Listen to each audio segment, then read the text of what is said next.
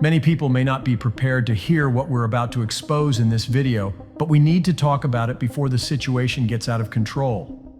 Conditions are changing rapidly for banks, and this will have a major impact on everyone's lives over the next few months.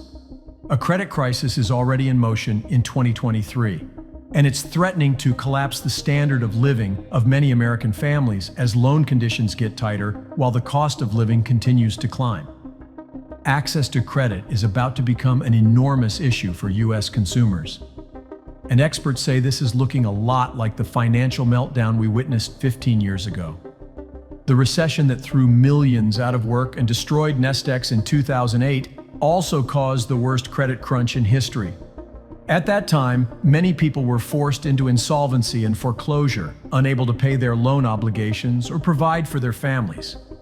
Between 2013 to 2019, consumer debt leveled as the economy began to recover. However, the pandemic threw sand into the economy's gears and led Americans to rely more on their credit cards to be able to get by. Today, we're carrying far more debt than ever before, and the risk of widespread failures in the banking system is much higher. So, financial institutions are far more careful about who they are going to lend money to. Bank loans allow us to buy homes and cars, to send our children to college, and to have things in the present that we can pay for in the future. The capitalist model was entirely built on the extension of credit and the ensuing debt it creates. That's why, for decades, the U.S. consumer culture of buy first, pay later has been helping households to ward off immediate expenditure. But at the same time, it has been increasing the debt burden to record levels year after year. Now, a combination of persistent inflation and soaring interest rates is further stretching consumers' budgets, and data shows that most households are reaching a breaking point. Last month, Americans' debt levels just hit a new but undesirable milestone. For the first time ever, credit card debt has surpassed $1 trillion. And that's according to the Federal Reserve Bank of New York. In the second quarter, credit card balances skyrocketed by $45 billion, or almost 5%, to land at $1.03 trillion. That's more than triple the average amount of new debt households have taken on in that period since after the Great Recession. The Fed's latest quarterly report on household debt and credit revealed not only credit cards, but also auto loans and mortgages drove the overall household debt level to $17.06 trillion, the report showed. That's a nearly 15% increase from pre-pandemic levels, meaning that we've taken about $1 trillion more debt every year for 3 consecutive years. This has happened because the cost of living has risen 4 times faster than income since 2020. For the past 2.5 years, we've been spending more to consume less each month. For households earning the median income or less, which represents about half of the population, returning to credit has become the only option they have to afford basic expenses. From July 2022 to July 2023, total credit card debt grew by 8%, going up for 5 consecutive quarters and increasing at some of the largest rates in 20 years, according to WalletHub, a personal finance website. Unfortunately, it's only going to go up from here, says Matt Schultz, chief credit analyst for LendingTree. What's driving it is inflation, high interest rates, and just generally how expensive life is in 2023. The firm estimates that the average household's credit card debt stands at $10,170. These numbers reflect that Americans are deeply hurting financially, as noted by Mark Vittner, a chief economist with Piedmont Crescent Capital and a former senior economist with Wells Fargo Securities. The expert highlights that higher interest rates are further complicating the outlook. Until March 2022, the benchmark U.S. interest rate was a little above 0. Then the Federal Reserve began the most aggressive quantitative tightening cycle on record. Interest rates are now in a range of 5.25% to 5.50%.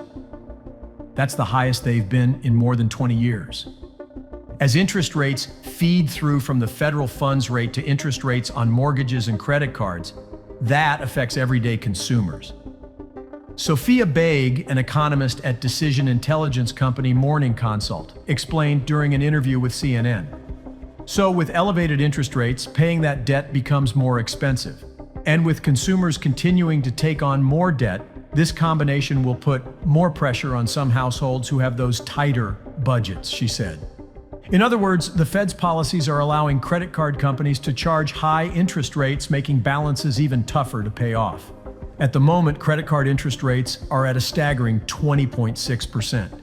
That is the highest since data started being tracked in 1994. Bankrate.com analyst Greg McBride stresses that people aren't financing purchases at 20% because everything is going swimmingly. They're doing so because they are under financial strain. People's budgets are really, really tight. If rates tick up again, we just don't know what that's going to look like. That's particularly concerning considering that 55% of cardholders carry a balance from month to month. With double-digit interest rates, credit may no longer help consumers to remain financially sound, but actually have the opposite effect and bury them deeper into debt. In fact, a poll conducted by Redfield and Wilton Strategies found that 74% of Americans are concerned about their ability to pay off their credit card debt this year. On the flip side, several people are already coming up with a plan B to get out of debt, but that may be straining their funds. Last week, Bank of America reported that more people are tapping their 401k accounts because of financial distress. The number of people who made a hardship withdrawal during the second quarter surged by 36% compared to the first 3 months of the year. Almost 2/3 of consumers are already worried about access to credit amid the spike in interest rates and tighter standards at banks, according to the New York Fed's survey of consumer expectations. The number of people indicating that the ability to get loans, credit cards, and mortgages is harder now than it was a year ago rose to more than 60%, the highest level in a data series that goes back to June 2013. Fears of credit access have been rising steadily over the past 12 months, especially among low-income Americans and small businesses. On the other hand, a major red flag for banks is the steep rise in debt delinquency in recent months. The number of individuals delaying their debt repayments more than doubled since 2019, Bankrate reported. This year, the share of debt turning delinquent, that is loans not paid for over 30 days, jumped for all loan types, including credit cards. The number of accounts past due by one cycle has increased 42.6% over the last 2 years. Meanwhile, delinquencies have crept up to the highest level since 2017. The surge in the number of delinquent accounts is clear evidence that borrowers are already having a hard time keeping up with credit card payments. Government data exposes that the transition rates into early delinquency for credit cards, auto loans, and home mortgages increased again in Q2. Mortgage delinquency rates are reaching levels last seen before the housing bubble burst in 2008. Likewise, the moving averages for auto and credit card delinquencies are the highest since the first quarter of 2018 and the first quarter of 2012, respectively. However, going out of debt and having a good credit score is arguably more important right now than at any point during the past few years. That's because it's been getting a lot harder for the average person to take out a loan or get approved for a credit card as banks and other financial institutions continue to tighten their lending standards. They are outright rejecting applicants, raising minimum credit score requirements, charging more interest, and lowering credit limits.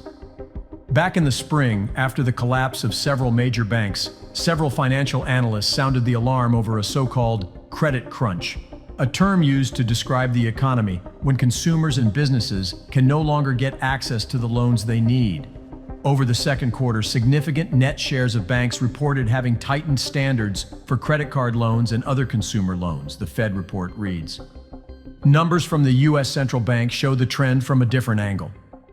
By the end of June, the rejection rate for all types of loans, including credit cards, mortgages, and auto loans, had jumped to nearly 22%, the highest point in 5 years and one of the highest readings since the survey started in 2013.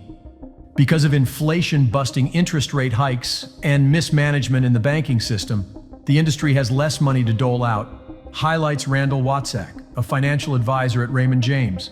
When you have less money, you focus on the highest quality people you can find with the limited amount of resources you have, he explained. For instance, banks are now asking you to verify more financial information than they normally would have, especially related to income.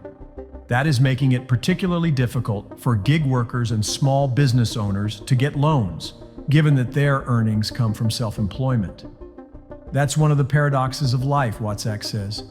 The people who need money the most won't get it, and the people who don't need the money, that's who the banks want to give it to. He's referring to those with the best credit histories. According to credit scoring firm FICO, a credit score between 670 to 739 is considered good. An excellent credit score is between 740 to 799, and an exceptional score is above 800. Put simply, lenders are a lot less likely to do business with people who have scores under 670, which account for about 35% of the population. Earlier this month, major credit card issuers such as Visa and MasterCard announced that fee hikes are coming in October. Since the turn of the century, credit has never been so expensive. So if you could possibly get out of debt and avoid using your credit card during the current economic downturn, that will help you from falling into a debt spiral later on. The ongoing credit crunch will financially strangle many borrowers who are carrying high levels of debt. And if you're one of them, seek professional help to see how you can restore your financial health. Unfortunately, our population has never been taught about how to manage their money, and many people get in financial trouble because they do not understand the consequences of racking up debt. And once you get in trouble, it can take many years to get out of it, and it can affect every aspect of your life. Now is the time to batten down the hatches and prepare for the stressful years ahead. Banks are in danger. The financial system is being shaken. The Fed will not bail us out anymore.